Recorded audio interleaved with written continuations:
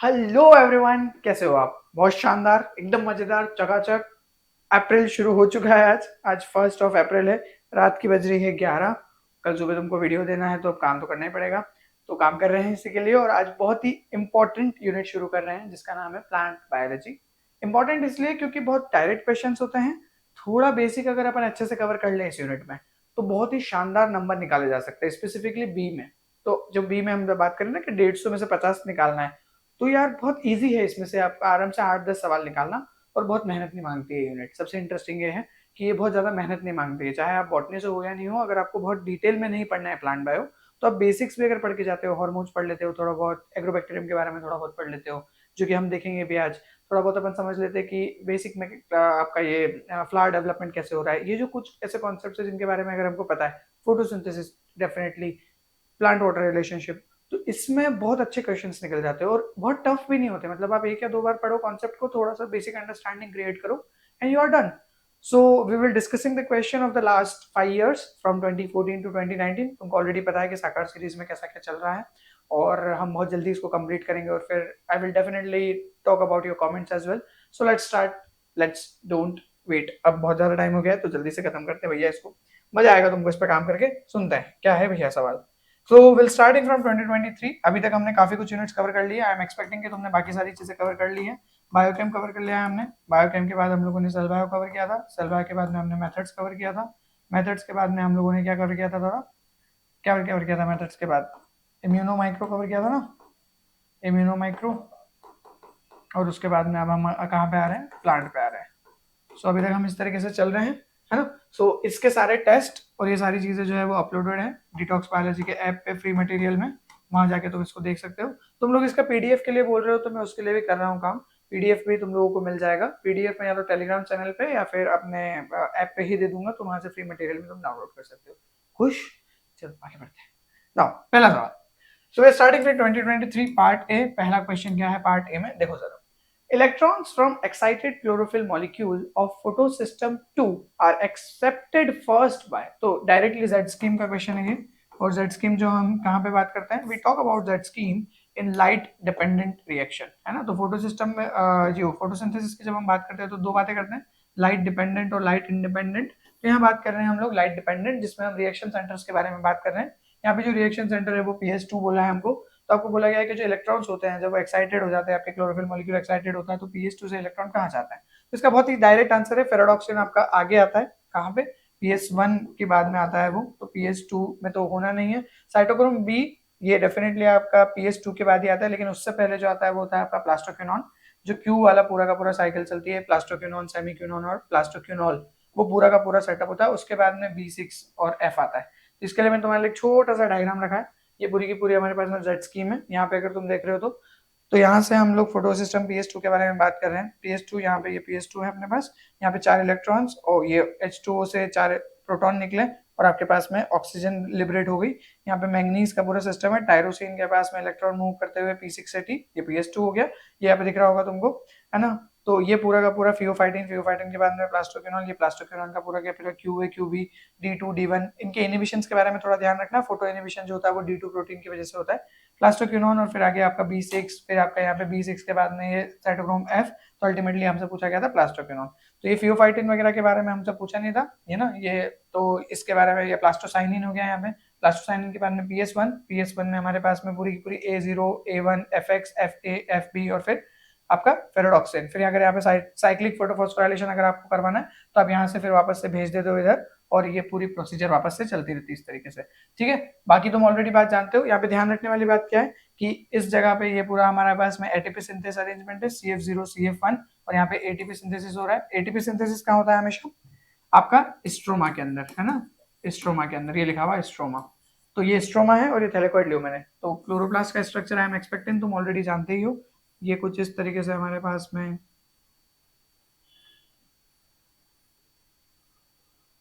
Chloroplast का structure होता है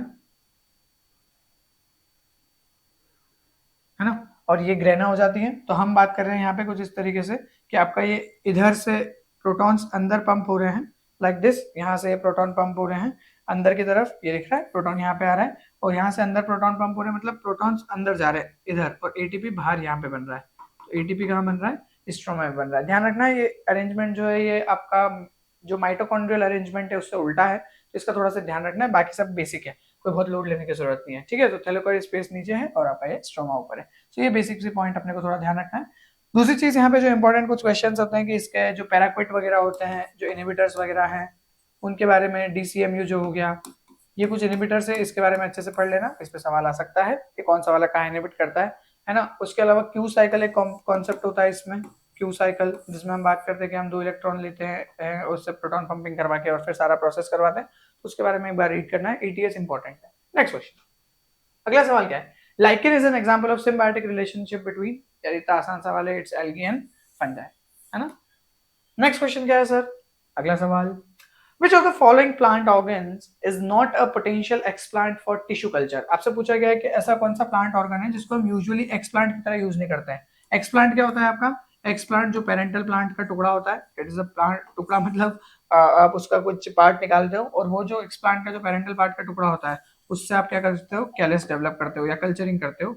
माइक्रो प्रोपगेशन का जो प्रोसेस होता है पूरा, वो इसी के बारे में बात करते हैं ना, माइक्रो प्रोपगेशन, तो ये इंपॉर्टेंट वर्ड हो गया, सही है, माइक्रो प्रोपगेशन के बारे में बातचीत। तो यहाँ पे क्या है, जो सीड होता है, ऑब्वियसली सीड कल्चर अपन सुनते ही हैं, सीड से किया जा सकता है, रूट से भी किया जा सकता है, शूट टिप से भी किया जाता है। शूट टिप से तो यूजुअली मेरिस्टेम होता है, तो यहाँ पे वायरस फ्री प्लांट्स बनाने के लिए हम मेरिस्टेम से ही कल्चर करते हैं ना। तो फ्लावर से कल्चर नहीं किया जा सकता, फ्लावर को आप ऐसे एक्सप्लांट यूज नहीं करते हो। फ्लावर को एक्सप्लांट यूज करने का मेजर कारण ये है कि एक रिप्रोडक्टिव स्ट्रक्चर है और इसका मेजर वर्किंग जो है वो सेक्सुअल रिप्रोडक्शन से रिलेटेड है, और हमको जो स्पीड और जो रिलायबिलिटी चाहिए एक एक्सप्लांट के अंदर, वो यहाँ पे मिस होती है फ्लावर के अंदर, ठीक है। Next question, now we are moving on to part B. Part A में बहुत ज्यादा क्वेश्चंस नहीं है, ऑब्वियसली तुमको ऑलरेडी पता ही है कि क्यों, क्योंकि पार्ट ए में यूजुअल क्वेश्चंस जो है वो मॉलिक्यूलर, सेल्यूलर, बायोकेमिकल वहां से हैं, थोड़े बहुत टेक्निक्स क्वेश्चंस है, टेक्निक बहुत अच्छे से कवर करना, लिटरली बता रहा हूँ, I have given a lot of things in the technique lecture, तो बहुत अच्छे से कवर करो उसको। आगे बढ़ते हैं, अगला सवाल क्या है सर, ये थोड़ा सा अच्छा सवाल है पार्ट बी में, following are certain statement regarding flooring locus C, sorry flooring नहीं, सॉरी फ्लावरिंग लोकस सी, तो फ्लावरिंग लोकस सी से रिलेटेड क्वेश्चन है, एफएलसी से रिलेटेड, जीन के बारे में बात करी गई है अरेबिडोप्सिस में, तो ये थोड़ा सा डिटेल सवाल है, एकदम से बनाना थोड़ा मुश्किल है, इसको जरा समझते हैं क्या बोल रहा है ये। तो FLC is a strong repressor of flowering, okay, higher expression of FLC induce early flowering, ये दूसरा स्टेटमेंट है। FLC is activated by फ्रिगिडा या आपका फ्रिजिडा FRI and marlinization represses FLC। तो देखो यहाँ पे एक बेसिक से मैं सिग्नलिंग बना रहा हूँ, उसके बाद तुमको आंसर खुद से समझ में आ जाएगा। हम यहाँ पे लिखेंगे FLC जिसके बारे में सवाल है, इसको अपन ने बना दिया एक्टिवेटेड, और इसको एक्टिवेट करने का काम जो है उसको हमने बना दिया FRI। ऑब्वियसली सिग्नलिंग याद है तो बन जाएगी, और अगर नहीं याद है तो मैं बना रहा हूँ तो इससे देख के बना लेना। FRI जो है ये फ्रिगिडा है, ये वाला FRI इसकी बात हो रही है, ठीक है। तो ये इसको क्या कर रहा है, एक्टिवेटेड करे हुए हैं, पहली चीज तो है ना। इसके बाद में FLC क्या करता है, FLC हैव नेगेटिव इम्पैक्ट, मतलब जब FLC एक्टिवेटेड है तो ये फ्लावरिंग जीन्स के ऊपर नेगेटिव इम्पैक्ट शो करता है। फ्लावरिंग जीन्स मतलब वही ABC क्लास वगैरह और वो सारी जो भी बाकी के भी है और भी बहुत सारे होते हैं, उनके ऊपर क्या करता है ये नेगेटिव इम्पैक्ट शो करता है। इनहिबिशन लगा दिया अपन ने, यहाँ पे इनहिबिशन लग गया, है ना। ये हो गई एक बात। उसके बाद में आपके पास में अगर वर्नलाइजेशन करते हो, आप कोल्ड ट्रीटमेंट देते हो, वर्नलाइजेशन का मतलब तुमको ऑलरेडी पता होगा, ठंडे टेम्परेचर में ग्रो करवाना, तो एकदम से कोल्ड ट्रीटमेंट देते हो तो इस वजह से ये FRI बंद हो जाता है। FRI बंद हो जाता है तो उसने FLC को एक्टिवेट करके रखा था, तो FLC क्या होता है, डीएक्टिवेटेड हो जाता है, और डीएक्टिवेटेड हो जाता है तो इस वजह से क्या होता है आपका, ये फ्लावरिंग को इंड्यूस करा देता है, कौन, वर्नलाइजेशन। अब कुछ बचा ही नहीं इस सवाल में, देखो अगर ये तब बेसिक्स आइडिया है तो कुछ बचा ही नहीं इसमें। सो FLC एक स्ट्रॉन्ग रिप्रेसर है फ्लावरिंग का, बिल्कुल है, देखो जब ये चालू था तो फ्लावरिंग जीन बंद थे। Higher expression of FLC induce early flowering, नहीं उल्टा लिखा हुआ है, FLC is activated by frigida, देखो फ्रिगिडा से एक्टिवेटेड है, और अल्टीमेटली वर्नलाइजेशन रिप्रेसेस FLC, ये सही बात है।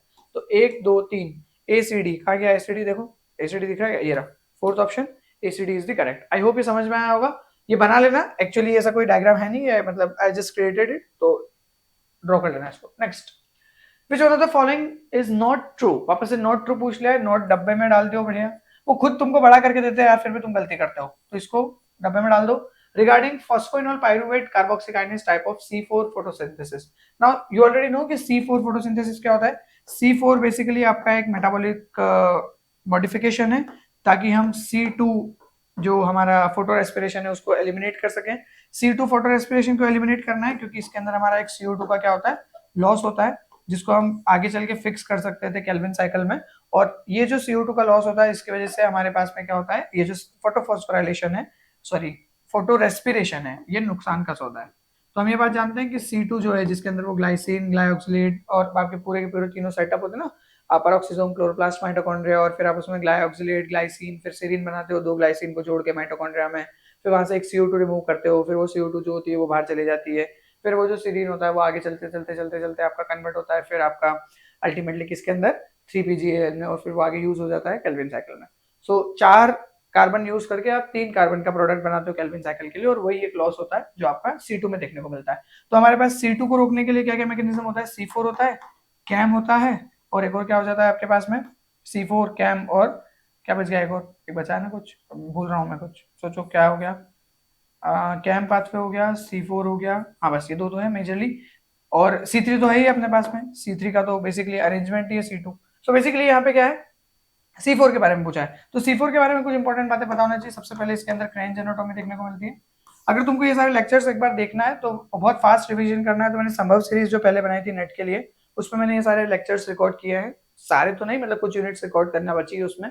तो अब वो वाली सीरीज अब आगे नहीं होगी, अब नई सीरीज में जून के नेट वालों के लिए बनाऊंगा। आई मीन जून के नेट वालों के लिए नहीं, स्पेसिफिकली कोई भी पढ़ सकता है उससे। सो क्रेंज एनाटॉमी होना इंपॉर्टेंट है। क्रेंज एनाटॉमी में हम क्या बोलते हैं कि आपकी जो बाहर होती है वो मेसोफिल सेल होती है, और अंदर क्या होती है, बंडल शीट होती है। तो CO2 का हम यहाँ पे क्या करते हैं, कॉन्सेंट्रेशन करवा देते हैं, और जो बंडल शीट में रुबिस्को है, उस रुबिस्को को हम ऑक्सीजन के साथ में इंटरेक्ट नहीं करने देते हैं, और सिर्फ CO2 से इंटरेक्ट करता है। ये क्रेंज एनाटॉमी के बारे में हम बात करते हैं। तो यहाँ पे 3 बेसिक मैकेनिज्म होते हैं। एक होता है आपका NAD मैलिक एसिड अरेंजमेंट, एक होता है NADP मैलिक एसिड अरेंजमेंट, और एक होता है आपका फॉस्फोइनोल पायरुवेट कार्बोक्सी काइनेज के बारे में बातचीत। हमसे जो सवाल पूछा गया है वो फॉस्फोइनोल पायरुवेट कार्बोक्सी काइनेज के बारे में पूछा गया है। इसके लिए मैंने एक डायग्राम लिया है तुम लोगों के लिए, इसको जरा ध्यान से देखो। ये PEPC के टाइप के बारे में अपन बात कर रहे हैं यहाँ पे। ये है हमारे पास में इधर क्या मेसोफिल सेल, और इधर क्या है, ये बंडल शीट। यहाँ पे आपकी केल्विन साइकिल चल रही है, यहीं पे आपका रुबिस्को है, जो CO2 की प्रेजेंस में तो बढ़िया तरीके से काम करता है, लेकिन अगर ऑक्सीजन से बात कर लेता है तो ऑक्सीजनेज एक्टिविटी चालू करके C2 पाथवे चलाने लगता है। यहाँ पे 2-3 चीजें ध्यान से समझो। सवाल किस किस चीजों पे दिया है, सवाल उन्होंने क्या पे पूछा है, एस्पार्टेट पे पूछा है, एलेनिन पे पूछा है, ऑक्सिलोएसिटेट पे पूछा है, मेलेट पे पूछा है। तो ट्रांसपोर्ट मैकेनिज्म पे बात की गई है। Aspartate is transported from mesophyll cell to bundle sheath, देख लो जरा इसके बारे में। तो aspartate is transported from mesophyll cell to bundle sheath, देखो यहाँ पे एस्पार्टेट है, ये आपका मेसोफिल से बंडल शीट में ट्रांसपोर्ट हो रहा है, तो ये सही बात है, ठीक है। उसके बाद में अगला स्टेटमेंट क्या बोला है, alanine is transported from bundle sheath to mesophyll cell. Alanine जो उसका ट्रांसपोर्ट उल्टा है क्या, हाँ बिल्कुल सही है, एलेनिन ट्रांसपोर्ट हो गया यहाँ पे, फिर आगे जाके पायरुवेट में कन्वर्ट हो जाता है, क्योंकि पायरुवेट क्या है आपका, एलेनिन का कीटो एसिड है, जानते हो तुम ये बात ऑब्वियसली। तो दूसरा स्टेटमेंट भी सही है। तीसरा statement, oxaloacetate is formed both in mesophyll cell to bundle sheath cell. तो ऑक्सिलो एसिटेट दोनों में बनता है क्या, नहीं, ये गलत बात है। ऑक्सिलो एसिटेट जो है आपका, यहाँ पे ऑक्सिलो एसिटेट का जो फॉर्मुलेशन होता है तो ऐसे मूवमेंट नहीं होता है, ऑक्सिलो एसिटेट पे ही आपका ये PEPC का काम करता है। और यही बहुत इंपॉर्टेंट है कि CO2 आप कैसे निकाल रहे हो। ये जो NADP में, NAD में, ये जो नाम है ना अलग अलग C4 के पाथवे की, ये इसी बेसिस पे कि CO2 कैसे निकल रही है, किस सिस्टम से CO2 निकल रही है। तो आप ऑक्सिलो एसिटेट एक 4 कार्बन कंपाउंड है, इसका आप क्या करते हो, जो सेम हम ग्लूकोनियोजेनेसिस में रिएक्शन यूज करते हैं, सेम वही फॉस्फोइनोल पायरुवेट बनाने के लिए, तो पायरुवेट से आप बनाते हो ऑक्सिलो एसिटेट, और फिर PEP बनाते हो, सेम रिएक्शन यहाँ पे है। PEPC क्या करता है आपका, CO2 रिमूव कर देता है और 3 कार्बन का फॉस्फोइनोल पायरुवेट आपको दे देता है। तो ऑक्सिलो एसिटेट के लिए जो गलत स्टेटमेंट यहाँ पे यही लिखा है कि वो दोनों जगह बनता है, बनता तो है लेकिन उसका कोई मूवमेंट नहीं है ऐसा, इसलिए ये वाला स्टेटमेंट जो है ये आपका गलत हो जाता है। लास्ट क्या है, malate is transported from mesophyll cell to bundle sheath. मैंने पूरा कॉन्सेप्ट ही पढ़ा दिया ये, पर ठीक है कोई बात नहीं। मेलेट का ट्रांसपोर्ट देखो, mesophyll cell to bundle sheath, आई बात समझ में। यहाँ पे देखो ये NADP MDH वाला चल रहा है, और यहाँ पे ये NAD MDH वाला चल रहा है। तो ये पूरा का पूरा एक सेटअप है, इसके अंदर PEP कार्बोक्सिलेज यहाँ पे आ गया है ऑक्सिलो एसिटेट बनाने के लिए, यहाँ पे इसकी उल्टी रिएक्शन चल रही है with the help of PEPC के। ये तुमने पढ़ा होगा वैसे, जब हम ग्लूकोनियोजेनेसिस पढ़ते हैं ना, तो फॉस्फोइनोल पायरुवेट से पायरुवेट बनता है ग्लाइकोलिसिस में, फिर पी जब हमको पायरुवेट से वापस PEP बनाना होता है तो हम ऑक्सिलो एसिटेट बनाते हैं, और फिर ऑक्सिलो एसिटेट से PEP बनाते हैं। डेफिनेटली तुमने पढ़ी होगी रिएक्शन। आगे बढ़ते हैं, अगला सवाल। अगला सवाल आपके पास है, which of the following structure is not seen in cells of angiosperm. अब ये देखो, मैं बॉटनी से नहीं हूं, बट फिर भी मैं इस सवाल को बना सकता हूं अपनी 9th-10th के लेवल पे। क्या सेंट्रियोल्स प्लांट सेल में मिलते हैं क्या, नहीं मिलते हैं, तो एंजियोस्पर्म में कहां से मिलेंगे, सीधा सवाल, कुछ दिमाग ही नहीं लगाना, कुछ बच्चे क्या करेंगे इसको देखे, अरे यार एनजीओ पे हमने तो पढ़ा ही नहीं यार, कहाँ से करेंगे यार, अरे यार ऐसा हो गया बिल्कुल, मतलब क्या इसको सवाल पूछ लेते हैं फैक्ट फैक्ट, कुछ भी नहीं है इसमें। आगे बढ़ो, नेक्स्ट क्वेश्चन क्या है ना, ये अच्छा सवाल है, ये इजी क्वेश्चन नहीं है, ठीक है। तो मैच द प्लांट सोर्स, जो कि इधर दे रखा है आपको, with the corresponding secondary metabolite, okay देख लेते हैं। सो यहाँ पे हमको पहले दे रखा है बेलाडोना, फॉक्सग्लोव, पैसिफिक यू और यूकेलिप्टस। देखो एक चीज तुमको पता ही होगी कि यूकेलिप्टस से मेंथोल को प्राप्त किया जाता है, तो डी का वन तो तुम एलिमिनेट कर ही लोगे, तो डी का वन कहाँ कहाँ दे रखा है, 1 और 2 में दे रखा है, इन दोनों में से कोई करेक्ट स्टेटमेंट होगा, ये तो श्योर है, ये इतना पढ़ा होगा अपन ने, है ना। फिर टेक्सॉल और डिजिटलिन, एट्रोपिन, एट्रोपिन भी नाम सुना सुना सा रहता है, और एट्रोपिन की अगर अपन बात करते हो तो एट्रोपिन हमको मिलता है बेलाडोना से। ये दो ऐसे नाम है जो यूजुअली सुने होंगे। टेक्सोल तुमने सुना होगा कि ये पॉलीमराइज्ड स्टेट में मेंटेन करती है आपकी माइक्रोट्यूब्यूल को, और ये आपका ब्रेविफोलिया से होता है, टेक्सास ब्रेविफोलिया से देखने को मिलता है। उसका दूसरा नाम जो है वो पैसिफिक यू है, मतलब कॉमन नेम टेक्सास ब्रेविफोलिया या फोसिया, इस तरह का, फॉलिस ऐसे कुछ नाम है, मैं भी भूल रहा हूँ, ब्रेविफोलिया ही है जहां तक मुझे याद है, ब्रेविफोलिया या फॉलिस ऐसा कुछ है, बट ठीक है। द पॉइंट इज यहाँ पे ए का 2 है, ए का 2 फर्स्ट ऑप्शन में दिख रहा है मुझे, और डी का 1, ये बेसिकली फर्स्ट इज मेरा करेक्ट ऑप्शन है, जिसमें हम बोल रहे हैं कि बेलाडोना जो है वो एट्रोपिन और आपका वो डेवलप कर रहा है। बी का 3 फॉक्सग्लोव, डिजिटलिन, पैसिफिक यू, आपका टेक्सोल और यूकेलिप्टस मेंथोल। तो थोड़ा दिमाग लगाए तो आ सकता है, लेकिन अगर हाँ बिल्कुल कभी इनके नाम ही नहीं सुना है तो फिर बहुत टफ है, इस तरह के क्वेश्चन को एलिमिनेट करना नहीं है ज्यादा, इस पे ज्यादा लोड नहीं लेना है, आगे बढ़ना है, बहुत सारे ऑप्शंस मिलता है। अगला सवाल, Which of the following is not true for microalgae? Now again very easy question. क्या सही नहीं है माइक्रो एल्गी के लिए? माइक्रो एल्गी लोड मत लो, तुम तो ऐसे सोचो कि एल्गी के लिए क्या सही नहीं है, ज्यादा दिमाग ही नहीं लगाना आपने। Micro algae can perform photosynthesis only if the light source is available. दुनिया में सारे लोग ऐसे ही फोटोसिंथेसिस परफॉर्म कर सकते हैं, बिना लाइट के कौन सा फोटोसिंथेसिस होगा।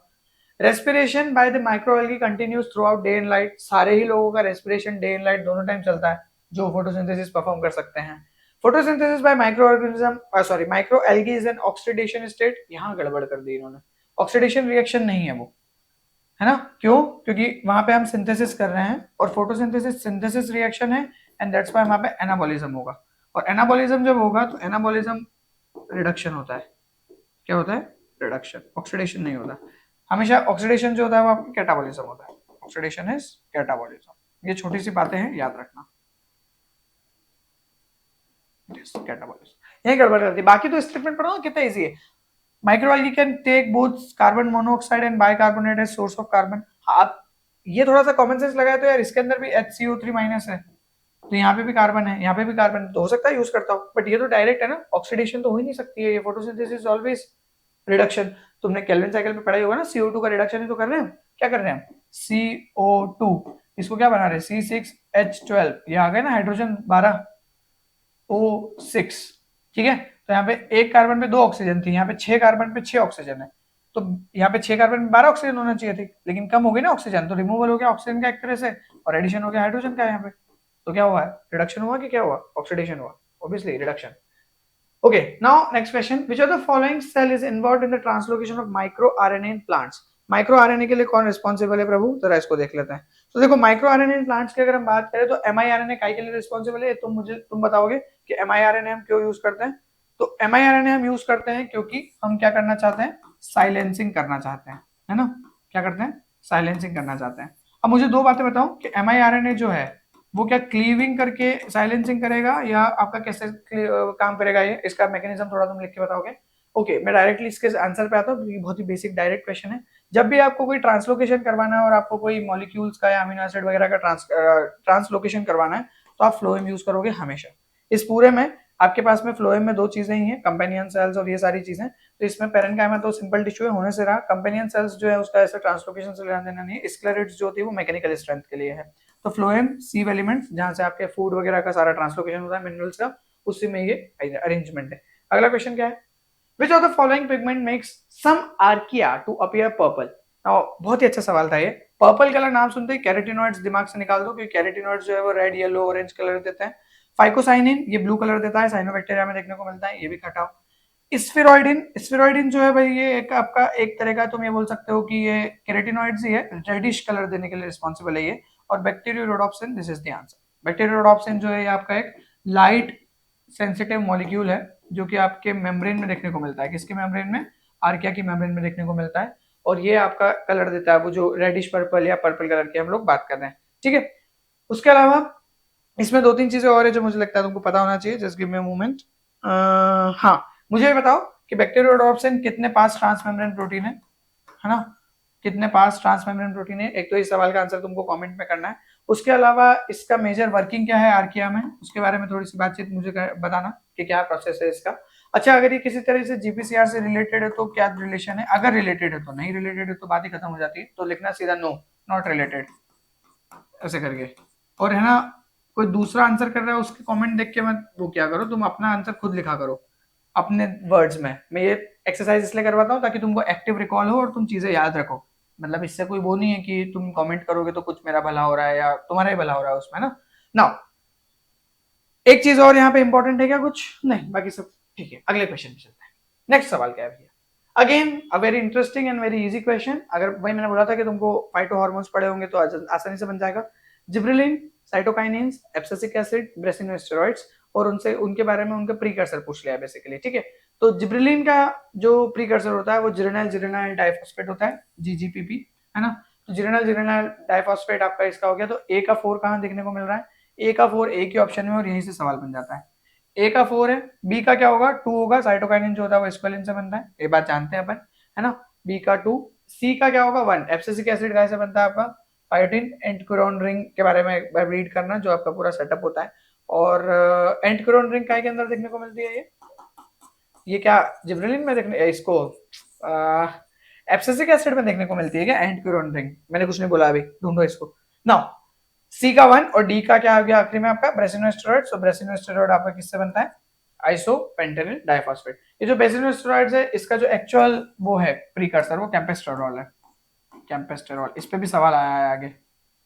कैम्पेस्टेरॉल, ठीक है। एथिलीन का प्रीकर्सर क्या है ये बताओ जरा। एथिलीन का प्रीकर्सर क्या है? और मेथियोनिन किसका प्रीकर्सर है? मेथियोनिन किसका प्रीकर्सर है? चलो मिथ्योनिन इसी का प्रीकर्सर है, बता देता हूँ, है ना। इसके लिए एक पाथवे होता है जिसको हम कुछ बोलते हैं, इथिलीन के बायोसिंथेसिस पाथवे को, वो बताना क्या बोलते हैं उसको। अगला सवाल। Nitrogenous is a complex enzyme consisting of molybdenum, iron, protein and iron protein. Which of the following statement regarding nitrogenous enzyme is not correct? Not correct, not correct. ठीक है। पहला सवाल, it comprises of component 1 and 2, बिल्कुल सही बात है। molybdenum, iron, protein are dinitrogenase reductase। अच्छा, iron protein are homodimer, molybdenum iron protein are tetramer। ये सही है, ये सही है, ये गलत है। क्यों गलत है जरा इसको समझो। यहाँ पे जब हम इसके स्ट्रक्चर को देखते हैं, this is our nitrogenous enzyme complex. यहाँ पे ये जो स्ट्रक्चर है आयरन प्रोटीन जिसकी आप बात कर रहे हो, ये दोनों, ये होमोडाइमर है दोनों, ये आपके बेसिकली डाइनाइट्रो रिडक्टेज होता है, और ये डाइनाइट्रोजिनेस होता है आपका मोलिब्डेनम वाला, डाइनाइट्रोजिनेस। सो इसी पे आपका बात थी। ये देखो हेट्रोटाइम टेट्रामर दिख रहा होगा, 1 2 3 4 4 सब यूनिट है। ये मोलिब्डेनम आयन का पूरा ये बेसिकली रिडक्शन करवा रहा है आपका नाइट्रोजन का, किसके अंदर? अमोनिया में। और पूरा का पूरा प्रोसीजर है। 16 एटीपी का यूटिलाइजेशन है। तो एक अमोनिया बनाने के लिए 8 एटीपी का यूटिलाइजेशन है। 2 अमोनिया बनाने के लिए मतलब 2 नाइट्रोजन मॉलिक्यूल, क्योंकि N2 ऐसे आएगा ना ये ऐसे, तो इस वजह से आपका N2 जो होगा उसके बेसिस पे आपका पूरा सेटअप होता है। तो ये छोटी मोटी बात है। फेरोडॉक्सिन के बारे में थोड़ी सी बातचीत कर लेना। फेरोडॉक्सिन का रिडक्शन वगैरह ये कहां से हो रहा है? ये आपका लाइट डिपेंडेंट रिएक्शन से हो जाता है। चलो लेट्स मूव ऑन। अगली कहानी, which are the following wavelength of light are perceived by जिटल्यू फोटोरिसेप्टर। बेसिकली जिटल्यू फोटोरिसेप्टर्स जो होते हैं ब्लू लाइट रिस्पांस के लिए रिस्पांसिबल होता है, बट कई केसेस में हमने ये भी देखा है कि यूवीए को भी परसीव करते हैं, और ये दो ही इसका डायरेक्ट आंसर है, UVA and blue light. Here it is. ये रिपीटेड क्वेश्चन है, आगे भी आएगा देखना, 2023 में जो आया था। Which of the following type of plastids is formed first when the etioplast types are exposed to light? तो etioplast कब बनते हैं? जब डार्क में रखते हो आप प्लांट्स को। जब आप डार्क में रखते हो तो उसके अंदर क्या होता है? क्लोरोफिल सिंथेसिस के लाइट रिक्वायर्ड है, लाइट मिलती नहीं है, क्लोरोफिल सिंथेसिस होता नहीं है, तो एटियोप्लास्ट मतलब सफेद सफेद आपके प्लास्टिड्स डेवलप हो जाते हैं।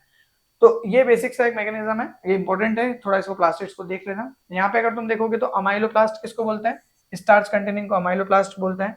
क्रोमोप्लास्ट जिसके अंदर कैरोटिनॉइड्स और प्लास्टोग्लोब्यूल देखने को मिलता है। इलेयोप्लास्ट जिसके अंदर प्लास्टोग्लोब्यूल देखने को मिल रहा है। प्रोप्लास्ट जिससे बाकी सारी चीजें बन सकती है। इटियोप्लास्ट जो आपका डार्क ब्राउन है।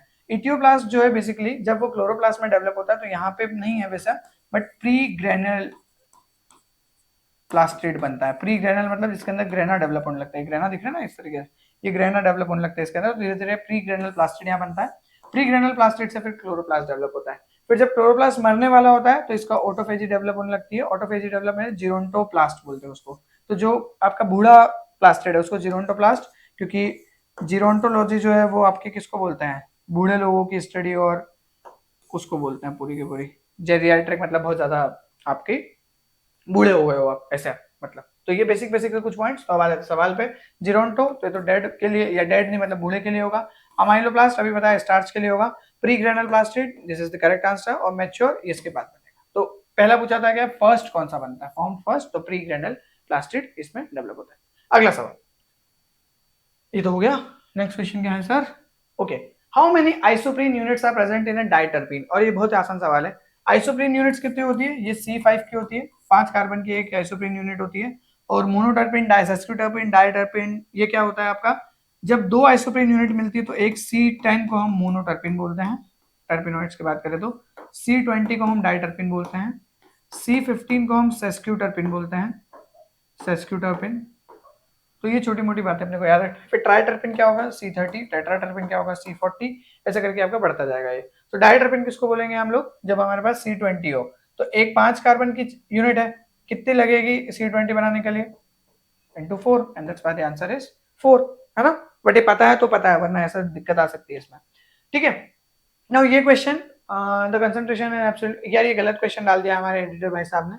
ये क्वेश्चन बेसिकली आपका वो फर्मेंटेशन वगैरह और उससे रिलेटेड है, यहाँ लेना देना नहीं है इसका, पावर प्लांट वगैरह। आगे बढ़ते bio processing. The expression of which one of the following type of cyclin in plants is modulated by growth factors such as cytokinin, auxin, racinoasteroid, sucrose and gibberellin। जब भी आप ग्रोथ फैक्टर के बारे में बात करते हो तो आप G0 फेज से G1 फेज, या फिर अगर आप G0 फेज की नहीं भी बात करना चाहते हो तो आप G1 फेज में एक रेस्ट्रिक्शन पॉइंट होता है ना, तुमने नाम सुना होगा। अच्छा मैं कोई बात बताऊं कि इस रेस्ट्रिक्शन पॉइंट को अगर मेरे को ईस्ट में बोलना है तो मैं ईस्ट में इसको क्या बोलूंगा, ईस्ट में इसका नाम कुछ और होता है, वो बात बताना। इसके दो फंक्शंस बता दो कि क्यों हम रेस्ट्रिक्शन पॉइंट को याद पे बात कर रहे हैं, क्या काम है इसका, और ये जीवन में होता है या कहीं और भी हो सकता है। ये 2-3 आंसर्स यहाँ पे करना। अब यहाँ पे जो बात कर रहे हैं हम जीवन के बारे में, तो जो जीवन है उसके अंदर जो साइक्लिन चलता है वो होता है आपका डी।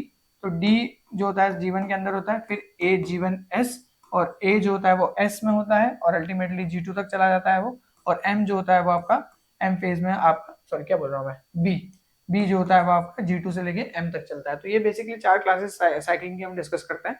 तो यहाँ पे जो आंसर होगा वो क्या होगा, जीवन से रिलेटेड है तो डी। तो साइक्लिन डी जो है उसका एक्सप्रेशन जो होता है वो देखने को मिलता है जब हमारे पास में ग्रोथ फैक्टर्स होता है तब, नहीं होते हैं तो नहीं देखने को मिलता है, तो आपकी सेल साइकिल अरेस्ट हो जाती है। Which one of the following combination of cytokinins represent only isoprenoid cytokines? So cytokinin के बारे में बात समझ रहे हैं, मतलब हार्मोन के बारे में बात की जा रही है। तो साइटोकाइनिन के बारे में दो क्लासेस हैं, एरोमेटिक साइटोकाइनिन्स और आपकी आइसोप्रेनोइड साइटोकाइनिन्स, ठीक है। आई एम एक्सपेक्टिंग कि तुमको बहुत डिटेल में नहीं दिख रहा होगा ये, बट यहाँ पे ये बेंजाइल एडेनिन लिखा है, ये मेटा टॉपलोइन लिखा है, ये मेटा मिथॉक्सो मिथॉक्सीटोपोलिन लिखा है, यहाँ पे ऑर्थोटोपोलिन है, ये ऑर्थो मिथॉक्सीटोपोलिन है, ये काइनेटीन है, इंपॉर्टेंट है काइनेटीन, ठीक है काइनेटीन। ये एरोमेटिक साइटोकाइनिन्स है। फिर हमारे पास आइसोप्रेनोइड साइटोकाइनिन्स होते हैं, तो आइसोपेंटेनिल आपके पास में हो जाता है एक साइटोकाइन।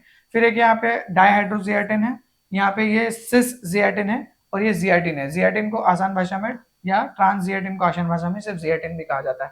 तो आइसोप्रेनोइड की अगर हम बात करें तो इसके अंदर आइसोपेंटेनिल वाला, फिर डाइहाइड्रोजियाटिन, सिस जियाटिन और ट्रांस जियाटिन। ये जियाटिन जियाटिन जियाटिन इंपॉर्टेंट है। तो ये आइसोप्रेनोइड्स में होता है। अब सवाल देख लो, सवाल क्या पूछा था आपसे, आइसोप्रेनोइड कौन कौन से होंगे, तो बेंजाइल्डिन तो ये तो एरोमेटिक हो गया, ऑर्थोटोपोलिन ये भी एरोमेटिक हो गया, इधर बेंजाइल्डिन फिर से क्या हो गया है, एरोमेटिक हो गया। तो क्या बचा आंसर, ये रहा cis zeatin and dihydrozeatin. Trans zeatin and cis zeatin होता तो भी चल जाता, ध्यान रखना इसका, है ना, जियाटिन वाला। नेक्स्ट क्वेश्चन, अगला सवाल। अब हम बढ़ रहे हैं हमारे अगले पेपर की तरफ, 2022 पहला सवाल। पार्ट ए में ज्यादा क्वेश्चन नहीं थे, पार्ट बी से चलते हैं। In a metabolic engineering experiment, the flux from primary carbon metabolism was diverted towards methyl erythritol phosphate pathway. Methyl erythritol phosphate pathway. Which of the following secondary carbon compound do you think will accumulate more? देखो अब यहाँ पे जो हम बात कर रहे हैं ना ये मैप पाथवे के बारे में, तो मैप पाथवे जो है ये बेसिकली रिस्पॉन्सिबल है आपके टर्पीन्स को या टर्पिनोइड्स को बनाने के लिए, और ये डायरेक्ट आंसर है ना। अल्कोलॉइड्स जो होते हैं ये नाइट्रोजन कंटेनिंग सेकेंडरी मेटाबोलाइट्स हैं, ग्लूकोसिनोल और सिनोइड्स जो है ये आपका सल्फर कंटेनिंग, इस पे भी सवाल है तो ध्यान से पढ़ना है इसको, सल्फर कंटेनिंग सेकेंडरी मेटाबोलाइट्स हैं। फिनोलिक्स नाम से समझ में आ रहा है ये अलग कंपाउंड्स है आपके, और टर्पीन्स जो है ये आपके डेवलपमेंट में रिस्पॉन्सिबल है, मतलब टर्पीन्स का डेवलपमेंट होता है किसके थ्रू, आपका एमईपी पाथवे के थ्रू। तो एमईपी पाथवे से बनता क्या है, एमईपी पाथवे से बनते हैं आपके आइसोप्रेनॉइड्स, जो अभी C5 यूनिट्स देखी थी हमने, आइसोप्रेनॉइड्स बनते हैं, और उन आइसोप्रेनॉइड्स को जोड़ के ही हम क्या बना लेते हैं, टर्पीन्स डेवलप कर लेते हैं। ठीक है, तो ये बेसिक सी बात है। फिनोलिक्स के बारे में इस क्वेश्चन में ऐसा कोई लेवल लेना देना नहीं है। अगले सवाल पे चलते हैं। अगला सवाल क्या है सर, क्वेश्चन नंबर 20, विर A and vir G form a two component signalling system. तो यहाँ पे बोला है कि विर ए और विर जी से टू कंपोनेंट सिग्नलिंग सिस्टम बनता है। ये एक तीसरा मैकेनिज्म है जहाँ पे मैं टू कंपोनेंट के बारे में बात कर रहा हूँ। एक मैंने तुमको हिस्टीडीन काइनेज बताया था, है ना, एक आपकी साइटोकाइनिन की मैकेनिज्म सिग्नलिंग है प्लांट्स में, और एक अपने पास में ये विर ए और विर जी हो गया। हिस्टीडीन काइनेज वाला जो टू कंपोनेंट है वो दोनों जगह है, और यहाँ पे भी हिस्टीडीन काइनेज का ही कंपोनेंट है, बट ये तीसरा एग्जांपल है उसका। एक था बैक्टीरियल कीमोटैक्सिस, एक यहाँ पे है, ये बैक्टीरियल कीमोटैक्सिस का एग्जांपल है, बट ये एक स्पेसिफिक एग्जांपल है। ठीक है, समझते हैं क्या हो रहा है वाला यहाँ पे। सिग्नलिंग सिस्टम है during agrobacterium infection in the plant in an experiment विर जी वाज म्यूटेटेड। तो क्या म्यूटेट किया है सर, विर जी को म्यूटेट किया है, जिसकी वजह से नॉन फंक्शनल विर जी प्रोटीन बन रहा है। कौन सा वाला कॉन्सिक्वेंस होगा, मतलब क्या इसका रिजल्ट होगा। तो signalling leads to successful agrobacterium infection will not be affected, नहीं ऐसा नहीं है, टू कंपोनेंट में से एक खराब हो गया तो कैसे हो पाएगी normal signalling. Phenolic signal will be perceived but not transduced. Okay, perceive मतलब हम उसको देख पाएंगे कि फिनोलिक सिग्नल आ रहा है। फिनोलिक सिग्नल वही एसिटोसिनिन का जो वाउंड से रिलीज होता है प्लांट से, उसके बारे में बात कर रहे हैं, बट उसको ट्रांसड्यूस नहीं कर पाएंगे, ऑब्वियसली ट्रांसड्यूस नहीं कर पाएंगे क्योंकि हमारा ट्रांसड्यूसर खराब हो गया, ये रहा विरजी खराब हो गया। Phenolic signal will not be perceive हो जाएगा क्योंकि वो दूसरे का काम है, और we will take over the function of vir G, नहीं ऐसा नहीं, वी का अपना फंक्शन है। जरा ये डायग्राम देख लो, इंपॉर्टेंट है, तुम्हारे एग्रोबैक्टीरियम के मोस्ट ऑफ द क्वेश्चन इस डायग्राम से बन जाएंगे। अच्छा ये वाला नहीं, सॉरी एक और आएगा आगे चल के, मेरे को लगा यहाँ पे ये वो, बट आगे भी आएगा, बट इसको देखो यहाँ पे, ये विर ए है, विर ए जो है इसके बाद में इसका हिस्टिडीन पे फॉस्फोराइलेशन हो रहा है, तो ये सेंसरी काइनेज हो गया, और ये आगे जाके फिर विर जी पे एस्पार्टेट पे फॉस्फोराइलेशन करवा रहा है, ये रेस्पॉन्स काइनेज हो गया, और इसके बेसिस पे आगे पूरी की पूरी मैकेनिज्म चल रही है। आपने विर डी को म्यूटेट किया है, सॉरी विर जी को म्यूटेट किया है, तो विर जी म्यूटेटेड होगा तो आपका यहाँ पे ये शुगर लो पीएच वगैरह आके जुड़ेंगे तो सही, लेकिन इसकी वजह से ये क्या होगा, ट्रांसड्यूस नहीं कर पाएगा, परसीव तो कर लेगा, मतलब सिग्नल आ तो जाएगा, लेकिन क्या होगा आगे नहीं बढ़ पाएगा क्योंकि ये खराब है। और ये बेसिक सा मैकेनिज्म इसके अंदर ध्यान रखना था, और कुछ भी ऐसा नहीं है अलग से। ठीक है, अच्छा और इंपॉर्टेंट बातें कुछ इसमें याद रखने वाली है क्या, हाँ ये भी ध्यान रखना कि वीर ए और वीर जी दोनों एक साथ काम करते हैं, ये इंपॉर्टेंट है, सवाल आ सकता है इस पर। नेक्स्ट सवाल, स्कोटोमॉर्फोजेनेसिस। स्कोटोमॉर्फोजेनेसिस जो है वो क्या होता है, जो आप अंधेरे में प्रोसेस करवाते हो और जो रात को आपका पूरा डेवलपमेंट होता है, या डार्क में जो डेवलपमेंट होता है सीड्स का, उनको हम स्कोटोमॉर्फोजेनेसिस बोलते हैं, है ना। तो स्कोटोमॉर्फोजेनेसिस में क्या होता है, सबसे पहले स्मॉल एंड क्लोज्ड कोटिलिडन्स का डेवलपमेंट होता है, क्योंकि आपका लाइट जो है वो बिल्कुल है ही नहीं वहां पे, तो छोटे कोटिलिडन्स और क्लोज कोटिलिडन्स होते हैं, क्योंकि खाना तो बन नहीं रहा है।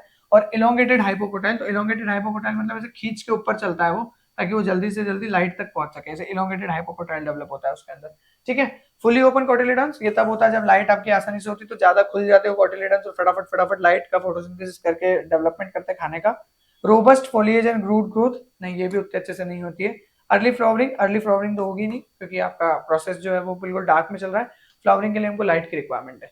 ठीक है, next question, which one among the following is the correct function of lag haemoglobin. तो लैग हीमोग्लोबिन जो है वो क्या है आपका, इसकी ऑक्सीजन के लिए एफिनिटी बहुत ज्यादा होती है, और ऑक्सीजन जो है ये आपका इनहिबिटर है, किसका इनहिबिटर है, ये इनहिबिटर है आपका किसका, नाइट्रोजनेज एंजाइम का।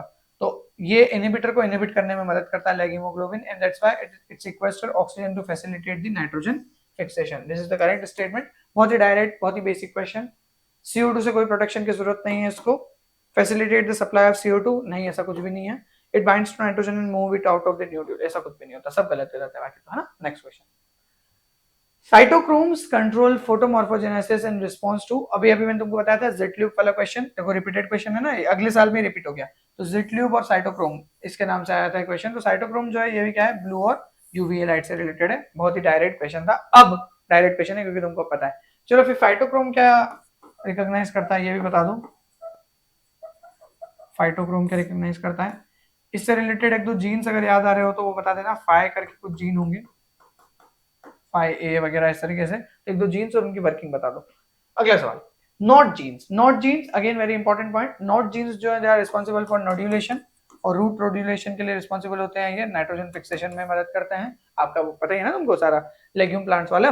Leguminous plants and all, rhizobium और एजोराइजोबियम, ब्रेडीराइजोबियम, ये सारे। सो इसमें पहला लिखा हुआ है function as receptor for certain flavonoids, या बिल्कुल सही बात है ये। Lack the ability to activate the expression of other nod factor, नहीं, दे हैव द एबिलिटी, ये गलत है। Cause the activation of homeobox genes, homeobox gene का एक्टिवेशन नहीं कॉज करता ये, है ना, ये आपका स्पेसिफिक जीन्स का एक्टिवेशन कॉज करवाएंगे, नोट जीन का। Involve in photosynthesis, no they are not. तो ये तीनों ही गलत स्टेटमेंट है। जो सही स्टेटमेंट है वो क्या है, function as a receptor for certain flavonoids. Flavonoids के बारे में थोड़ी बहुत बातचीत कर लेते हैं, जरा इधर आ जाओ। ये देखो, यहाँ पे अगर तुम देखोगे इस डायग्राम को, तो आई एम एक्सपेक्टिंग कि ये क्लियर होगा थोड़ा बहुत। हाँ, थोड़ा बहुत क्लियर ही है, ऐसे बहुत ज्यादा तो नहीं, बट ठीक ठाक क्लियर है। The interaction of the flavonoids with the node ji protein, node D, important protein है पहला, नोड डी प्रोटीन। तो ये क्या है आपका, एक सेंट्रल प्लेयर है जो रिकॉग्नाइज करता है फ्लेवोनॉइड्स को, जिसकी वजह से आपका नोडुलेशन जीन का इंडक्शन होता है, और ये फर्स्ट स्टेप होता है होस्ट रेंज को देखना।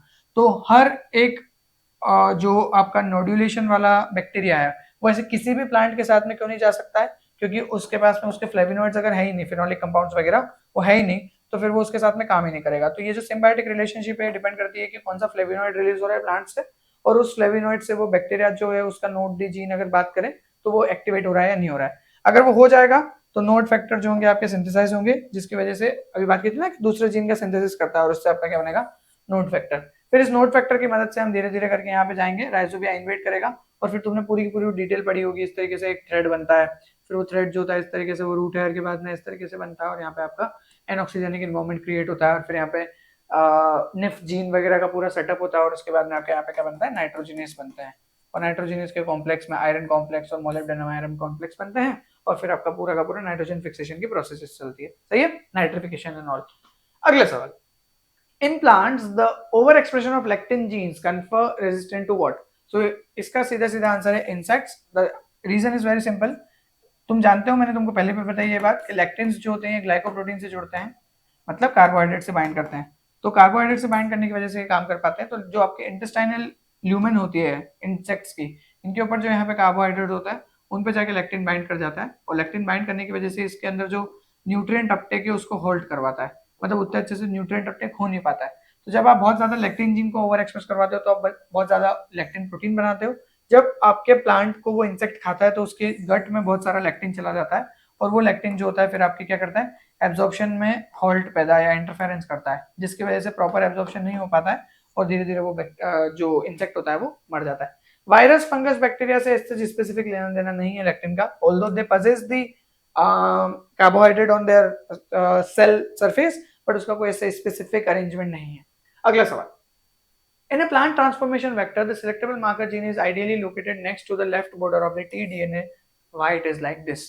तीन स्टेटमेंट दिए हैं। Left border of the tDNA enters last into the plant cell, right border of the tDNA enter last into the plant cell। तो ऑब्वियसली इन दोनों में से तो कोई एक ही सही होगा, ए एंड बी तो होने से ही रहा, ये तो हटा दिया, क्योंकि या तो राइट बॉर्डर जाएगी या लेफ्ट बॉर्डर जाएगी, दोनों एक साथ कैसे जा सकती है, मतलब एक साथ तो जाती है लेकिन कोई तो पहले घुसेगा ना, ये लेफ्ट बॉर्डर है मान लो, ये राइट बॉर्डर है, तो ये पहले घुसेगी या ये बाद में घुसेगी यहाँ पे सेल के अंदर।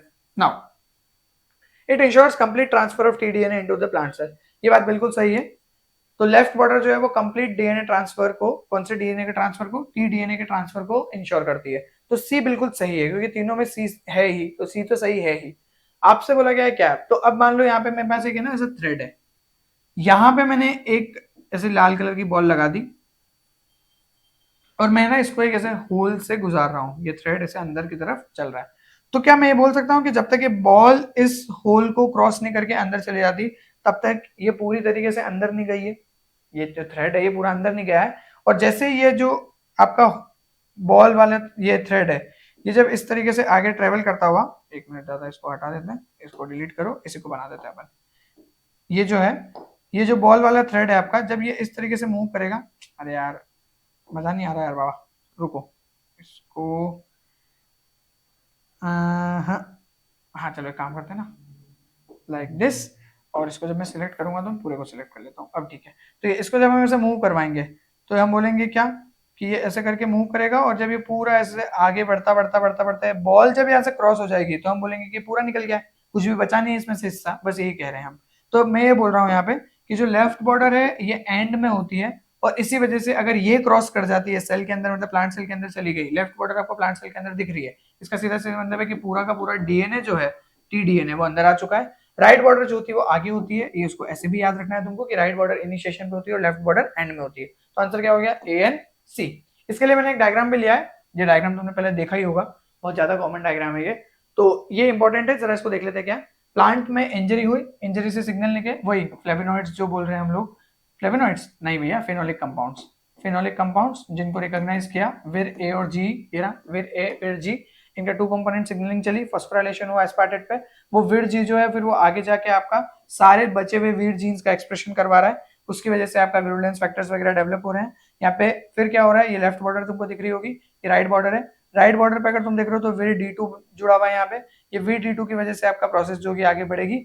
यहाँ पे T4 सिक्रीशन सिस्टम यूज कर रहा है ये, टीडीएनए जो है अपना डीएनए जो है वो कहाँ, प्लांट सेल में डालने के लिए, और इसके बेसिस पे फिर विर डी4 विर बी विर ई2 विर एफ, ये सारे मिलके आपका प्रॉपर सेग्रीगेशन के थ्रू यहाँ पे लेके जाएंगे।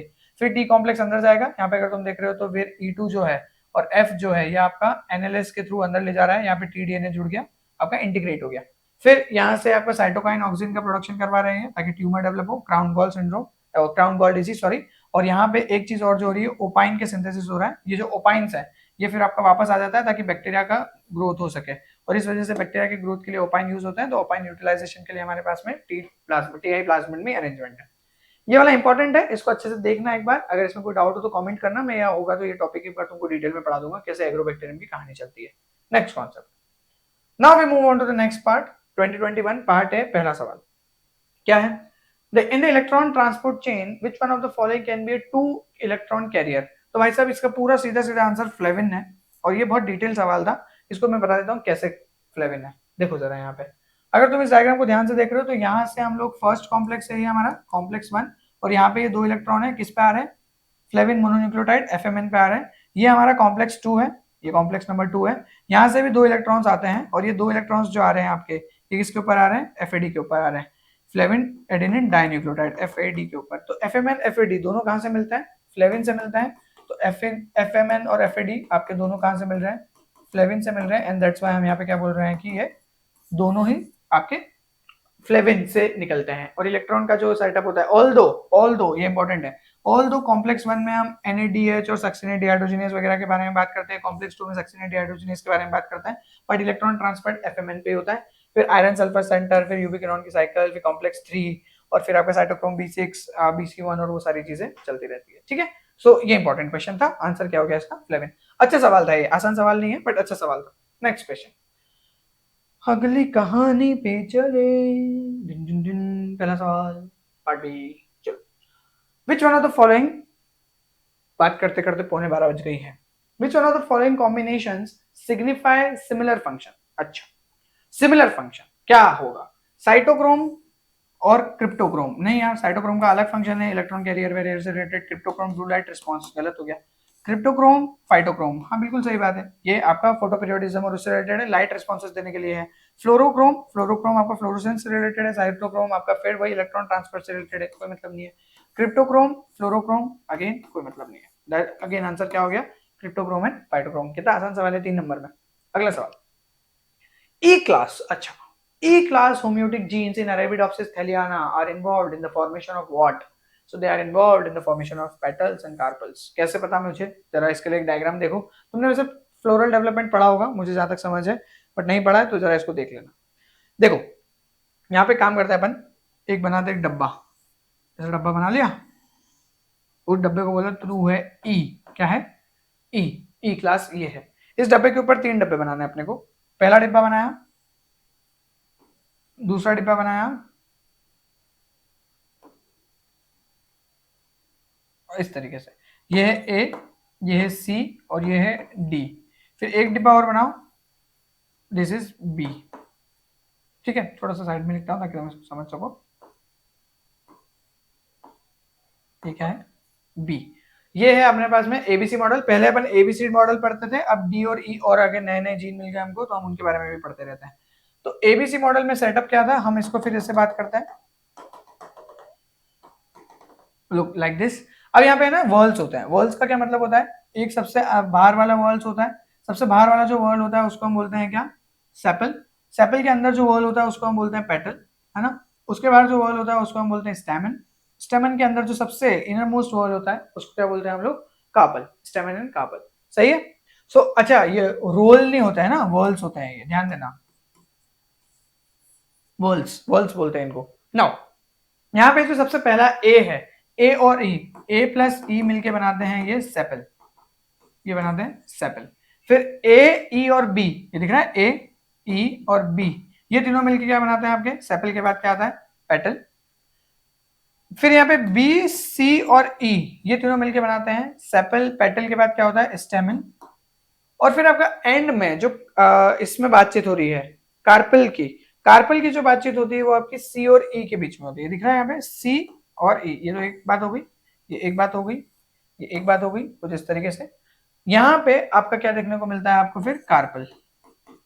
और कार्पल में स्पेसिफिकली जो डी है, डी, डी का जो इन्फ्लुएंस होता है आपका, डी का इन्फ्लुएंस वो ओव्यूल प्रोडक्शन पे होता है, ओव्यूल प्रोडक्शन पे। तो ये बेसिक से 4-5 चीजें तुमको ध्यान रखनी है। क्या? ए मिलेंगे तो स्टेमन बनाएंगे, सॉरी सेपल बनाएंगे।